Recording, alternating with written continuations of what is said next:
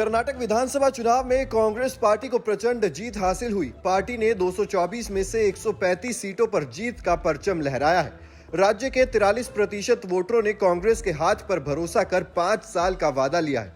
इस बार के चुनाव में वैसे तो कांग्रेस ने एक तरफा जीत हासिल की है, लेकिन कुछ सीटें ऐसी थी जिन पर जीत का मार्जिन 5000 से कम रहा और इन सीटों पर हारने वाले प्रत्याशी बीजेपी के ही रहे।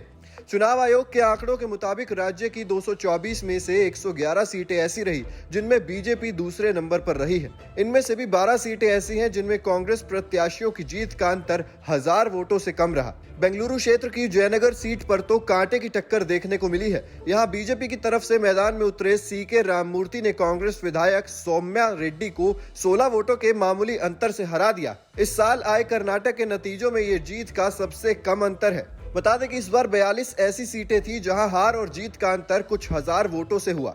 ये सीटें जीतने वाले कैंडिडेट के हाथ से निकल सकती थी। इन 42 सीटों में से कांग्रेस 22 को, 17 बीजेपी को और बाकी 3 जनता दल सेक्युलर को मिली है।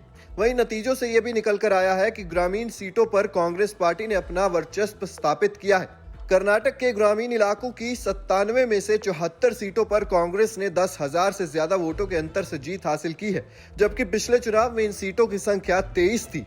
अगर हम राज्य में सबसे बड़ी जीत की बात करें तो कांग्रेस को सबसे भारी जीत प्रदेश अध्यक्ष डीके शिव कुमार की सीट पर मिली है। शिव कुमार कनकपुरा सीट पर 1,20,000 से ज्यादा वोटों से चुनाव जीत दर्ज कर चुके हैं।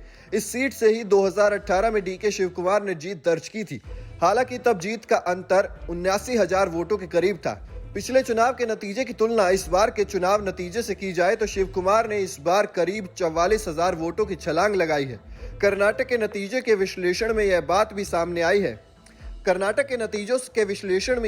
सामने आई है कि बीजेपी 111 सीटों पर दूसरे स्थान पर रही है। इनमें से 103 सीटें कांग्रेस ने जीती हैं और 73 सीटों पर जीत का अंतर 10,000 से ज्यादा रहा है। कुल मिलाकर राज्य में 95 सीटों पर प्रत्याशियों की जीत 20,000 से ज्यादा वोटों से हुई है। Team news nation digital.